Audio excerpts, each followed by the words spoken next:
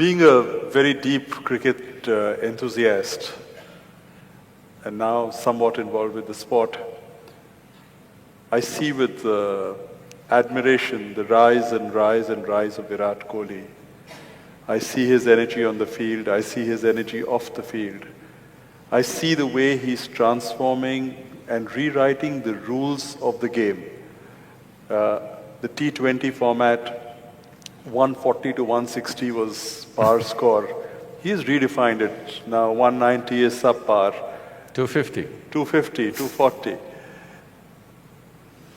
There is something within him that propels him more than others. There are many people who are talented. There are many people who have this ability. But there are few who realize this ability.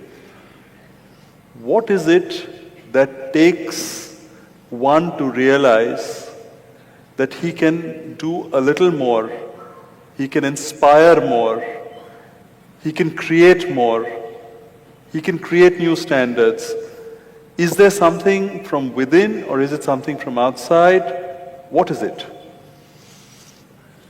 I've also been watching Virat Kohli with interest because I've seen every great batsman in the last 40–45 years. Very few have hit the ball the way he's hitting it. Probably the only other person that I can think of is Vivian Richards, who used to hit the ball like this. I think he was the only one who was striking the ball the way this boy is striking today, which is very rare. Most people who have watched only cricket on the television don't understand this probably. It's one of the most dangerous games on the planet.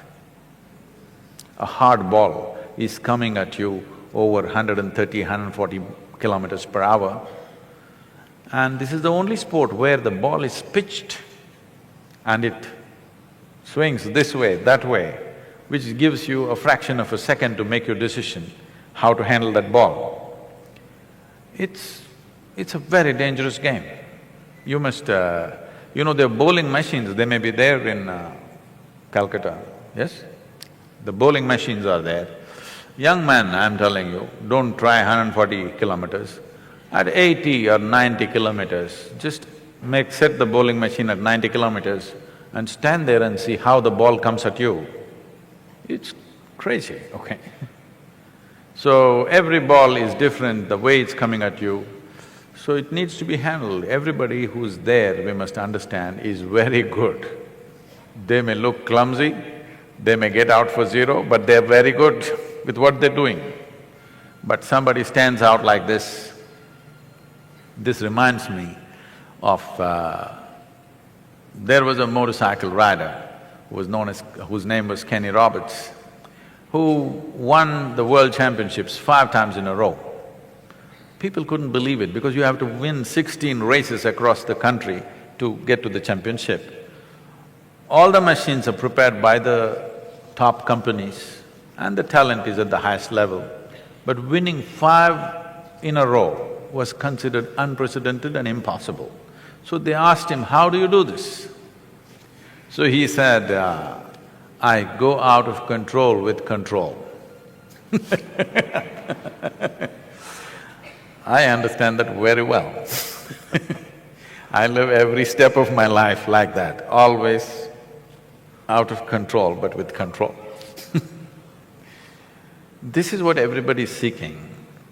They want little madness in their life, but they don't want to go insane. But their longing for safety and security makes them insulate themselves from that little madness.